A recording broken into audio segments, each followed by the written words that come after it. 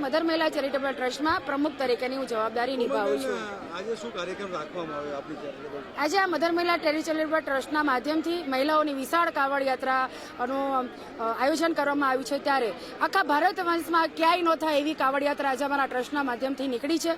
કાપોદ્રા સ્થિત સિદ્ધકુટીર મંદિરથી નીકળી અહીં જળક્રાંતિ મેદાન સુધી અમે પહોંચ્યા છે. ત્યારે આ 5000થી પણ વધારે બહેનો આજે સમૂહમાં પાર્થિવ શિવલિંગ પૂજાનું અમે પૂજા કરીશું. ત્યારબાદ સૌ શિવની આરાધના કરી પૂજા અર્ચના કરી અને સૌ ફરાળ કરીને અહીંયાથી છૂટા પડવાના છે. લોકોને શું સંદેશો આપશો, ખાસ કરીને સનાતન ધર્મ? ખાસ સનાતન ધર્મ માટે અમારો એક જ આ સંસ્થા તરફથી એવો સંદેશો છે કે આખા ભારત વર્ષમાં નહીં પણ વિશ્વભરમાં વધુને વધુ હિન્દુ ધર્મનો પ્રચાર થાય.